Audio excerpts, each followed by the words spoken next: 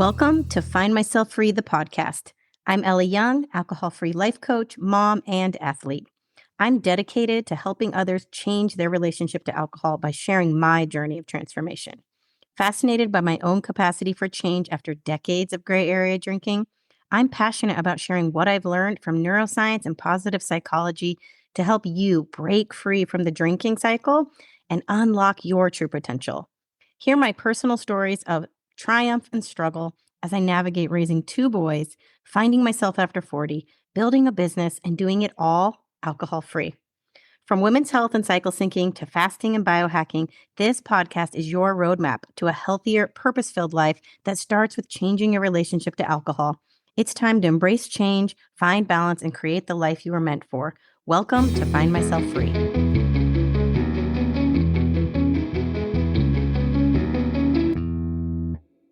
Hello, everybody. Welcome to Find Myself Free, the podcast. I'm Ellie Young, your host, and I'm so excited to share a topic that has been on my mind since the moment I woke up this morning, and it's all about the top fears that keep people from confronting a change in their relationship to alcohol. There are three really key fears here that keep people stuck, and the fear isn't even a conscious one, right? There's just so much judgment and so much shame around changing your relationship to alcohol that people don't even go there, right? And because of the permissiveness with alcohol in our society, people just don't think that they have to change, and they think there's this misnomer that only people with a problem with alcohol need to change. Everybody else gets to continue to participate in this behavior. And so I'm going to get into the three fears that I see the most, and the ones I personally also experienced, and that kept me kind of in this limbo for a long time, are these. So number one, people will judge me. Right? There's so much shame attached to this type of a change. They think, again, that it means you have to admit to some type of problem, admit to being fundamentally flawed, admit that you've had some sort of dark, moment, a rock bottom, if you will, that has coerced you into this, and that you're going unwillingly, that you didn't choose this, that it's a punishment, right? The second fear that I see all the time is this. It's just really simple. It's just that this will be really hard. This is uncomfortable. I don't want to do it. It's like dieting. It's just like, I don't want to. I flat out don't want to, because at the end of the day, alcohol is a comfort-seeking behavior. And to deny ourselves that means you're inherently uncomfortable, right? So that is the second one. The third one is, I won't have any fun. Even if people can get past these first two ones, if they're just like, I don't have an issue with alcohol, I would like to take a break. Oh yeah, this is going to be a little bit difficult. But then they're like, wait, what do I do for fun? They fear they won't be able to connect. They fear it's going to be awkward and they can't socialize. And they're so hung up on this idea of, what do I do if I'm not drinking? Because socializing and alcohol are essentially married and have been since we were teenagers. We've never really socialized without alcohol. So I'm going to get into these fears a little bit more, and hopefully kind of just get you to open your mind a little bit more, because sometimes these things are happening on a subconscious level. And again, the more awareness we can create around our relationship with alcohol, instead of just asking ourselves, is it a problem or is it not? I want you to explore your relationship with alcohol in the sense that, is it holding me back? Could I be better? Could I be more connected? Could I be more present? Could I have better health? Could I be more, in tune with my intuition? As a woman in particular, too, where, we carry a lot of weight, and we are taught to cope with alcohol. And it's very subversive, right? We don't realize just how much it's hurting our sleep, our hormonal health, our mental health. And these three things are so tantamount and so just critical for women in this stage of life, in perimenopause, in your 40s and early 50s, that the fact that a lot of us are unaware of just how much alcohol is impacting us, it needs to be a public service announcement. It really just needs to be hey, A lot will get better if you cut this out of your life. And no, there isn't going to be a huge sacrifice. All of that is mindset. And that is definitely something I pack into my courses, I pack into my podcast, because this subtle little shift in your mind, especially around these top three fears, can really free you. It can really open up your capability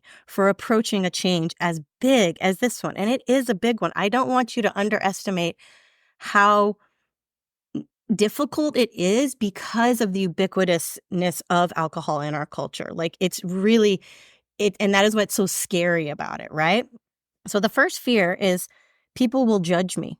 I'm ashamed to be attempting to change a relationship with alcohol, because we assume that people think that that means we're an alcoholic, we have a problem, we've had a rock bottom moment, and people get really curious because they're like, why would you willingly stop drinking, right? I do believe that this is changing a bit in our culture, and it's becoming more and more commonplace. One, for people to be on cleanses, to be, avoiding alcohol for some health reasons and things like that. But by and large, people are like, you don't drink unless you drink, unless you're pregnant, unless you're on antibiotics, or unless you are, overcoming a big illness. For the rest of us, it's just like, well, you drink, right? And if you don't, what happened? What happened to you, right? And I experienced this for sure. People definitely wanted to use me as a measuring stick, if you will. They wanted to know how bad my drinking got, how much I drank, how often I drank, so that they could really compare themselves to me. And it really does, because people are, if you're even thinking about it, if you're like, how much is too much? How much impact on my life is too much impact on my life? Then mostly it's probably not showing up in your life the way you want it to be done. And that little kind of uncomfortable intuition that maybe alcohol is taking more than it's giving, I want you to pull on that thread, and I want you to explore it, but do it and drop the shame. Do it in a way that is saying, like, this judgment that you are actually placing on yourself. If I have to take a break from alcohol, if I hire a coach, if I take a course, if I take a class about changing my mindset about alcohol, what does that say about me? A lot of that judgment is self-imposed, because deep down, this is going to be hard. You know how difficult it is to stop drinking. But I want to remove that shame for you, because at the end of the day, alcohol is an addictive substance. The effect that it has on our brains is the very nature of it, the spike in dopamine that it provides, means your brain is going to go after that. It is going to seek it out. In fact, it course corrects with dynorphin. It goes, woo, that was a really big high. We're going to pull you low, below your baseline. And that little void, it creates craving in our body. It says, hey, go get that thing again. We want more of that. Dopamine is like a learning mechanism, evolutionary process in our body that taught us to survive. And that is what is so wrong with today's culture now, is we have all these things that provide so much dopamine. We've got, the kids with the video games, the high processed foods, the sugar, the porn, all this stuff, the scrolling on Instagram, right? It provides such an artificial boost of dopamine. There's no shortage of it. And so our brain is just like, we want more, we want more, we want more. And there's no off switch for that craving mechanism, right? And so what does happen with alcohol, though, is you get desensitized to anything else that also provides a dopamine boost. So because you're like basically blowing out your pleasure circuits with these high boosts of dopamine, your brain doesn't even register the little blips of dopamine, that little piece of dark chocolate, that little sunset, holding your child's hand, just a funny little thing, a sunset, like the clouds, all these beautiful things that exist. Your brain is often not registering it. So I'm getting a really bad internet signal here, guys. I'm sorry if this is glitchy. My podcast, I don't even know if it's really recording right now, but hopefully it is. So I lost my train of thought there. But yeah, basically this shame, it really does us a disservice. And people are so afraid to look at their relationship to alcohol, afraid of what they're going to see. And I want to say, it's hard for everybody to stop drinking. Even the most benign drinker who says, I only drink to socialize, I only do it on a special occasion, and I only have one drink. I say, that's awesome. let's take 30 days off. If it's not an issue for you, try to take 30 days off. Try to avoid every occasion where people would drink and don't drink and see how it feels in your body. And when you like that craving, that discomfort that comes up when your brain and body are like, ooh, we're in this environment. This is a drinking environment. You're cued to drink and then to deny yourself that reward that your brain is now after. It's uncomfortable. It's totally uncomfortable. And so that is when we get into that craving mode and we think, you know what, I'm just going to drink. I don't have a problem with alcohol. I'm going to drink. Why would I stay uncomfortable when I could just drink? Right. And so not only that is we are asking people, and this leads me into that next layer here, is it's hard, right? It's uncomfortable. This is the second fear is like, I don't want to be uncomfortable. Why am I making this hard on myself? And so and then the nature of alcohol is often that when we're uncomfortable, when we're experiencing fear, anxiety, stress, sadness, we use alcohol to cope with. And so to then also be like, okay, not only are we going to make you uncomfortable um, by not drinking and attempting to carve a new pathway in your brain, we're also not going we're going to deny ourselves our favorite coping mechanism, which is alcohol. And so it's this double whammy of like, I'm already uncomfortable because I'm trying not to drink in a culture that begs me to drink. And now I'm uncomfortable with stress and anxiety and I'm not going to drink. So a lot of people just say, to hell with it. I don't want to do this. I don't want to push myself in this way.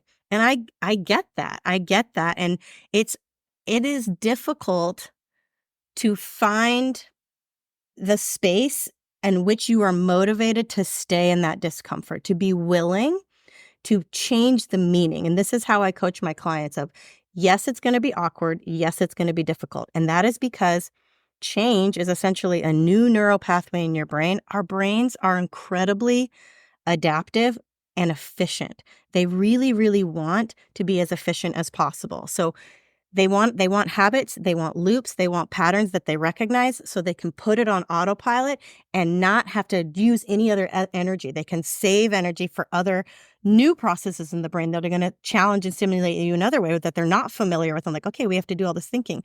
But when we're trying to stop drinking, we're asking our brain, stop going down that same familiar pathway. It's like we're rerouting the train and the train is like screeching to a halt. And we're trying to be like, okay, not only do we really not have a new pathway built here yet, it's like a rickety little uncomfortable, like, and it's going to require like a lot more energy and a lot more friction. And so that's kind of what's going on in your brain. And so if you can teach yourself that like, hey, this discomfort you're feeling, it's positive change. And you can stay in it. It's not going to kill you. Change like this is not going to kill you. Yes, it's going to be uncomfortable, but you can coach yourself into it. You can say like, this isn't me sacrificing anything. This isn't me suffering. This isn't painful. This is literally just my brain up against a new pathway. This fear of the discomfort of actually just making yourself uncomfortable, of denying yourself this comfort-seeking behavior, this comfort-seeking ritual, right? And this really leads me into the next one, which is essentially this comfort-seeking ritual is also a part of how we socialize. And we fear that if we are not going to participate in that we then also don't get to participate in socializing, that we don't get to experience joy and connection and all of the fun and kind of debauchery that comes when one is drinking, right? And this is a fear that is probably the last to go, right? Because a lot of people get over the judgment. A lot of people realize that like, hey, I'm only judging myself here and I can change the meaning of this instead of saying I don't have a problem with alcohol. I'm actually pursuing wellness, my absolute incredible best health. And that's what this means to me. That's what me taking a break, that's what me investing time and money into a coaching course or a program, it means that I'm after my best health. It doesn't mean I'm running from something that I'm afraid of. It means I'm pursuing. It's a totally different energy, and even though you're heading the same direction, right? If you are heading in that direction with all this positive mindset, like I am after this future self that is living their best life, I am not afraid of what happened in my past or what people might say about me. Usually, most people are just so darn curious about someone taking a break from alcohol that they ask a lot of stupid questions, right? And if they do push you back towards alcohol, they're like, "Oh, come on, one drink won't hurt," and "Come on, like you're no fun anymore," and all those kind of things. Then it's okay to give yourself a little space from that person. And again, it's temporary, but like it's okay to hold your boundary with people like that. People that are coming from a place of judgment around your relationship with alcohol, you do not need to even entertain their thoughts or entertain their ideas. You can really just be like, cool. And you don't have to explain yourself either. Like I felt for a long time, I really wanted to like position where I was at with everything. And I think a big part of that was me going public on social media because you don't want other people telling your story. You're kind of like, no, no, like this is the lane I was in with my relationship with alcohol. It wasn't healthy. Was I a fall down drunk, blacking out and crashing my car and like, drinking in the morning? No, I was in this lane over here. And still people really, really want to know about it. And it's okay if you don't want to explain all that to people. And it is okay if you also do, if it helps you feel better about it. But don't judge yourself and don't let other people's judgment of the whole situation affect you as well, because everyone's relationship with alcohol is personal, and half the time they're just holding up a mirror. You are holding up a mirror to them and their own relationship. They're like, "Oh, she quit? She's doing this thing for herself, and look at how she's living her life now." Right? Look at it. You can see it in their skin. You can see it in her relationship with her kids. You can see it in the energy. You can see the impact on her family. Like my husband has just been benefiting like so much from me and my, you know, journey here, getting alcohol free. And that little trickle down effect, it's visible to everybody. So let that do the talking, right? There is no shame in this. I mean, I want to tell people that it's like you are leveling up because the masses are all doing the drinking down here. The few people that are up here that are not drinking, you have a massive advantage.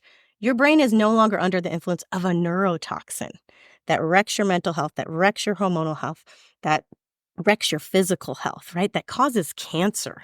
Like, I mean, who wants if you were to just create a drug that had all those side effects and be like, but you get buzzed for 20 minutes. Would you want to take this like as a pill or anything like that? People would be like, fuck no, man, causes cancer, wrecks my sleep, makes me fat, destroys my mental health, my motivation, like wrecks my relationships. Like, no, thank you, right?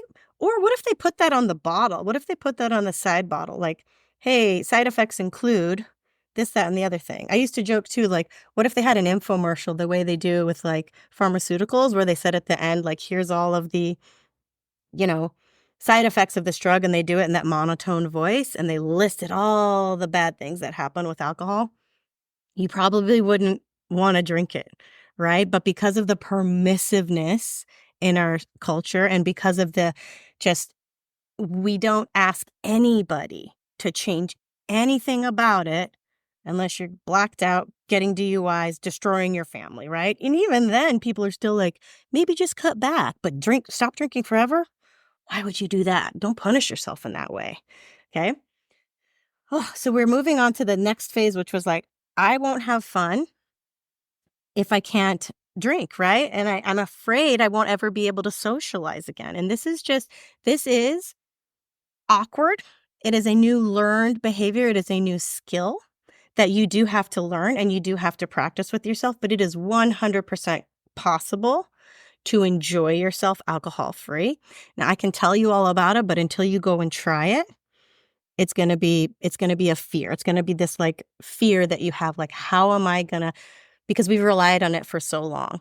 And here's the thing, what alcohol does, people say, oh, it lowers my inhibitions. It makes me come out of my shell, makes me relax a little bit.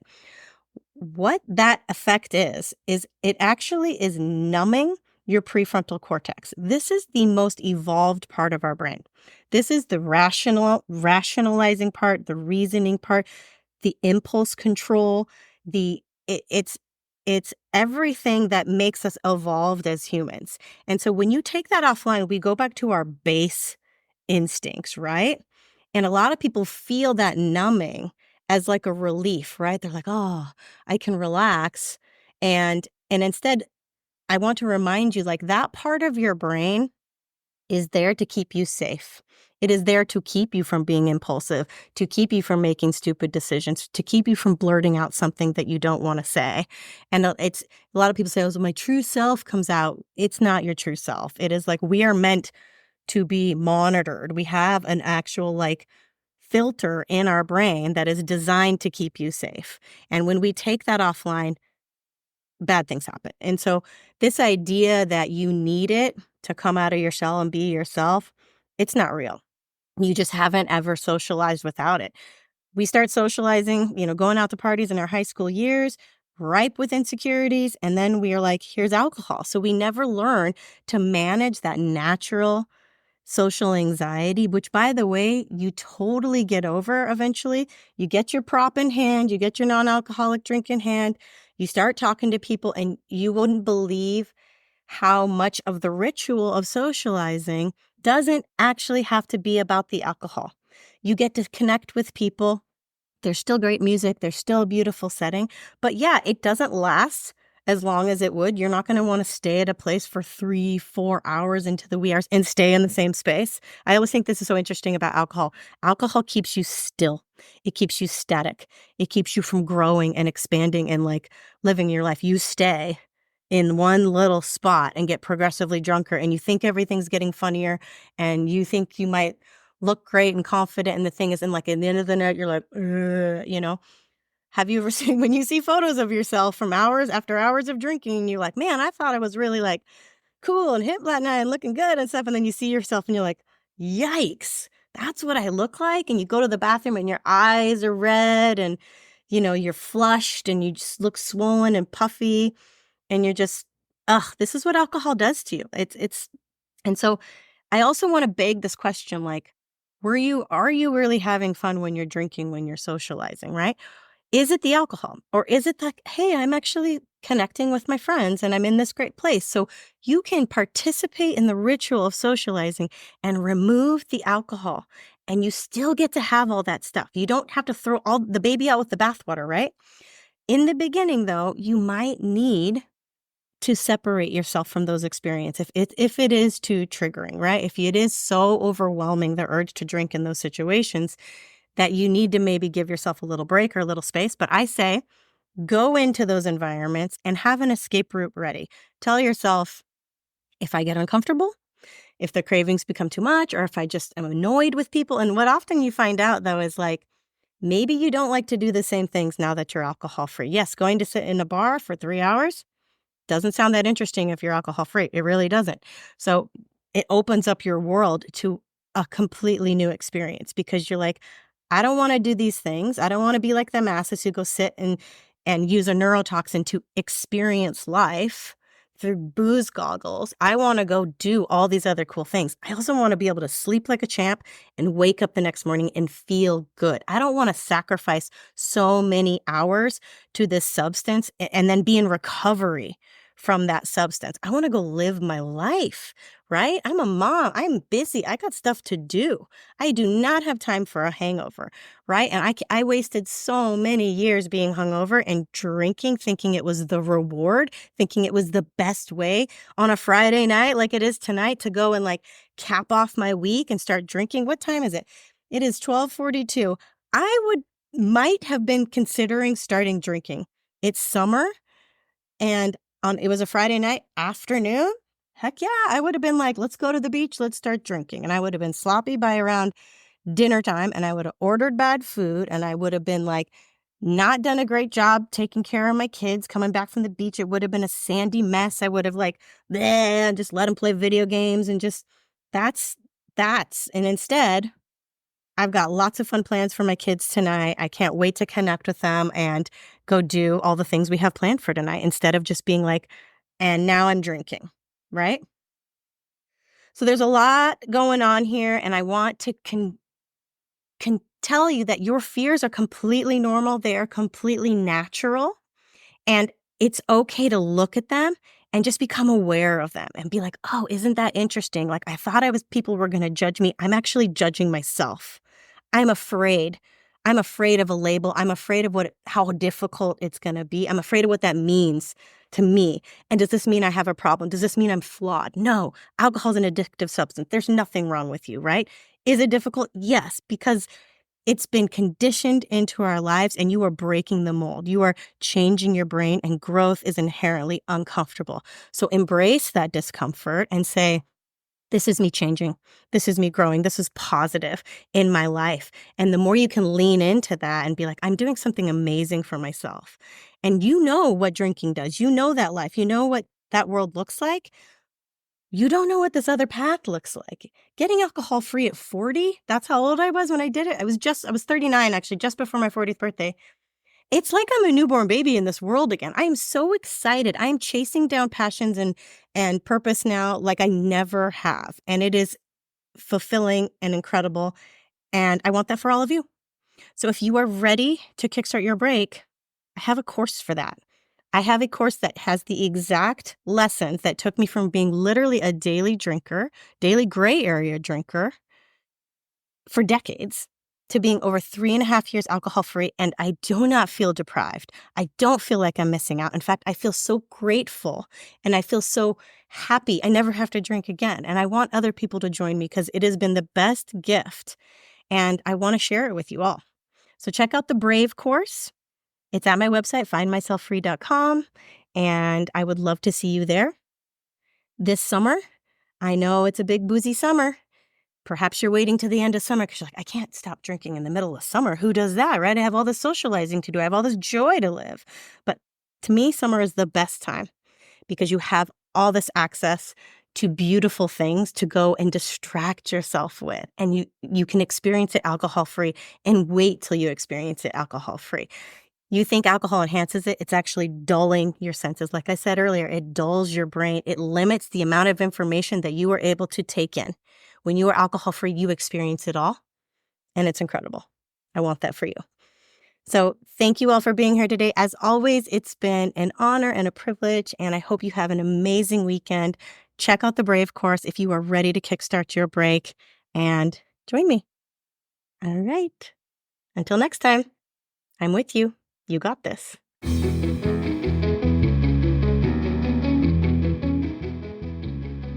Hey, you've just listened to an episode of Find Myself Free.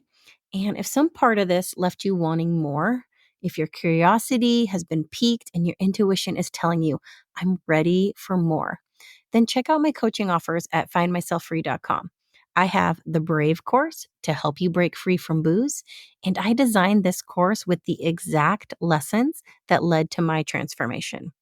I also have the balance challenge for those ready to learn the art of cycle syncing to balance their hormones. If you're looking for additional support and to take either of these programs to the next level, I also offer one-on-one coaching. Now, I worked with a coach for 4 months at the start of my alcohol-free journey, and it made all the difference. Being able to talk to someone who knew what I was going through and could help me navigate my new world gave me a foundation of support I could build on. And it's a big reason why I'm a coach today. I want to help others find their freedom and level up their health. If this sounds good to you, connect with me at findmyselffree.com and set up a call. Listen to your intuition that is telling you you were meant for more. I am with you. You got this.